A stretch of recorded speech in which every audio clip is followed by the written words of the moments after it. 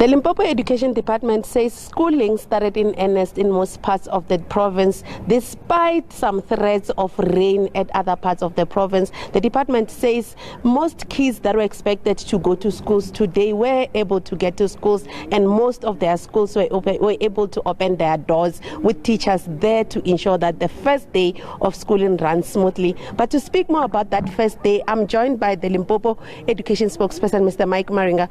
Mr. Maringa, thank you so much for your time. My first question, we're at a school in Giyani at Gandlanani village, Kutsakeni. It's a school where we've seen storm damages and some of the classrooms are in a bad condition, and parents are complaining that they fear for the safety of their children as they are inside the school premises.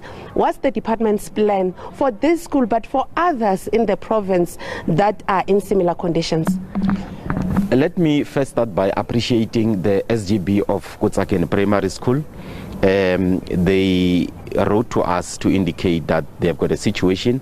Their school is dilapidated. They will want our intervention. We attended to their intervention. I can confirm that Kutsakeni has got a contractor that was appointed in November. The work that will be done there include, among other things, the demolition of the old block, the construction of a new block, and to revamp the other block that is still standing. That is not the only school that we are working on. We have appointed contractors, more than 50 in the past 2 months, to attend to our storm damaged schools that need a bit of revamping here and there. So in terms of infrastructure, we are moving, and our learners are now going into proper infrastructure. Speaking about storm damage, there's current rains ongoing. How did this affect the first day of the 2025 academic year, where there's schools that could not open their doors today? What is the state of day one in Limpopo? Day one went well. The areas that were hardest hit by the rains were in the Waterberg area, Lephalale in particular, and Mudimule, but that did not also stop our learners and teachers to attend, because the rains have now subsided. Teachers were able to go to the schools, and if we don't receive rain in the next day or two, all will go back to normal. We are looking at that. We are still waiting for the final report for the day to give us the essence of what went all in all our schools.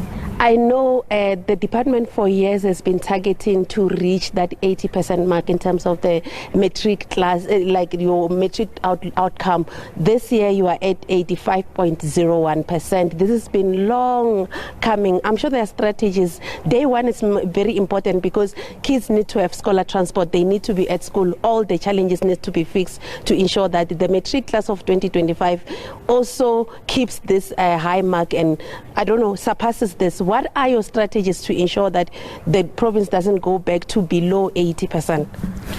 As the MEC indicated yesterday, we are a province on the rise.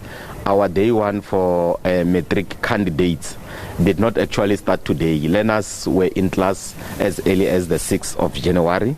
In most areas, parents, SGBs, are agreeing that they don't have to wait for mid-January for learners to go back to school. They want them to cover as much ground as possible.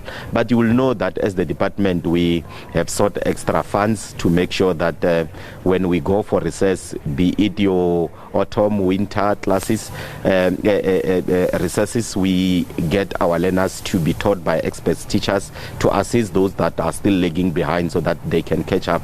If you look at the results, all our districts, the 10 of them now, they are performing at above 80% because there is that competition, there is that culture. We now have learners who want to be at school.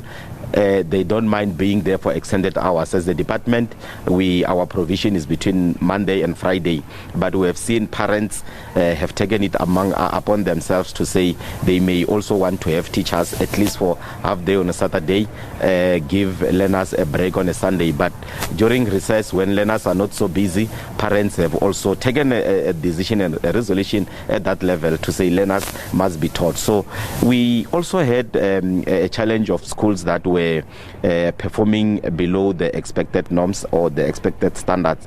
They were called here.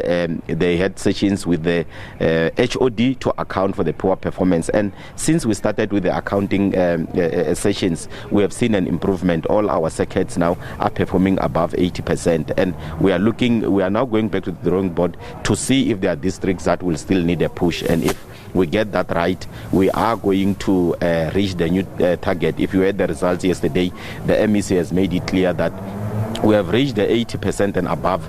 Now the department is going to be among the top 5 performing provinces when results are announced next year in 2026 January.